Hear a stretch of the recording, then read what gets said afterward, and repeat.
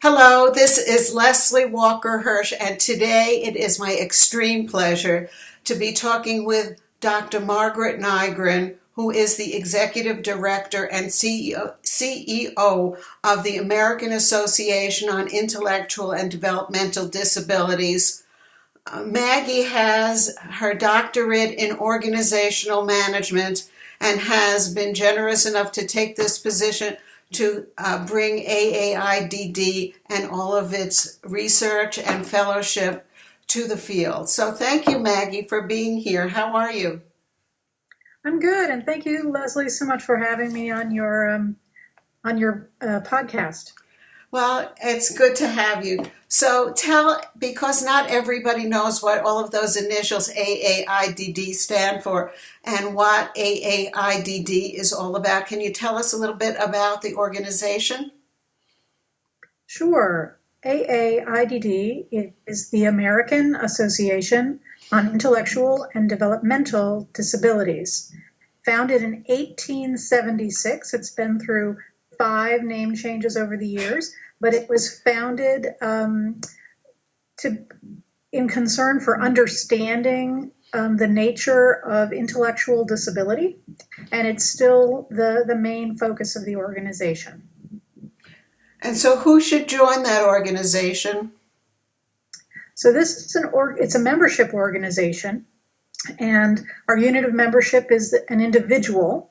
So it's not a trade organization where companies join, individuals join. And we're an organization for pretty much anyone who is in the field of intellectual and developmental disabilities. Our membership is about a third researchers and academics, about a third practitioners, and a final third are policy people. Most of our membership is in North America, US and Canada, although we do have members around the world. That's impressive. So what is AAIDD's position on a person's sexual rights and responsibilities who has an intellectual limitation? So AAIDD's position on all things concerning people with intellectual and developmental disabilities is that they're people, and they are entitled to the same rights and considerations, opportunities, and risks that anyone without an intellectual or developmental disability would have. And that would include sexuality. That's a sweeping statement. Does AAIDD advocate for the sexual rights of people with intellectual and developmental disabilities to have comprehensive sexuality education either in school or adult programs?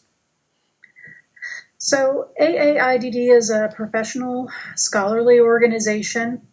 The bulk of our work is in publishing and disseminating cutting-edge information. We're not an advocacy organization per se. However, we do have positions that we take on a variety of topics important to people with disabilities and their family.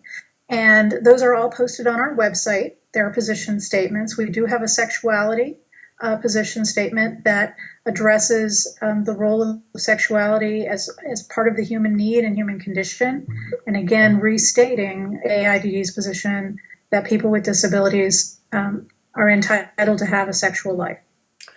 And how does it interface? How does that position interface with a person's capacity to consent to sexual activity, and who evaluates that? Oh, that's a great question in terms of consent and capacity. And I will say that that's not typically what the national organization gets into, because most of our members are professionals in the field, and our work is more about giving them the tools that they need to do their work. So people who would normally be tasked with assessing capacity in other contexts might also be tasked with assessing capacity and competency in this area as well. But it's not the sort of thing that we don't set the standards or guidelines for.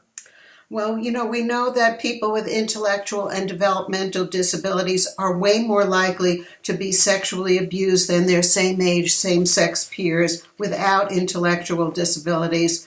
What resources are available from AAIDD to the professionals and to others to help protect people from sexual abuse and from their accusations being ignored by authorities? Well, I'm going to answer your question in a couple of different ways. Although we aren't necessarily an organization that provides information and referral, I would point to the National Network of Protection and Advocacy Agencies, who do a lot of investigation and represent a lot of people in a variety of contexts, both as victims and as offenders. So shout out to the National Network of Protection and Advocacy Agencies. What we here at AAIDD do is we publish a variety of resources for professionals. We have, in the last couple of years, produced one called Trauma-Informed Care, which is targeted for therapists who are working with people with intellectual disability who have experienced trauma. And one of the biggest traumas that have been experienced by people with intellectual and developmental disabilities has been sexual abuse.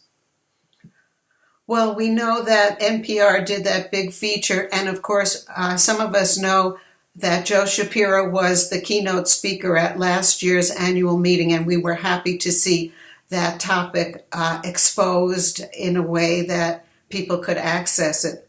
So, Maggie, if a viewer was interested in getting more information about AAIDD or wanted to join AAIDD, how would they go about that?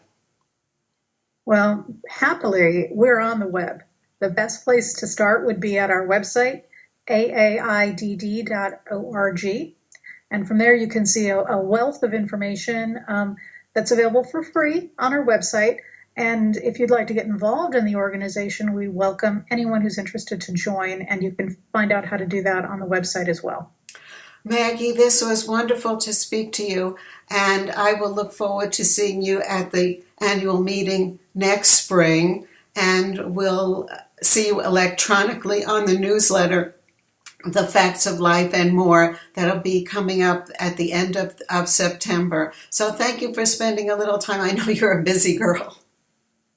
Thank you so much, Leslie. I really enjoyed talking with you. So long.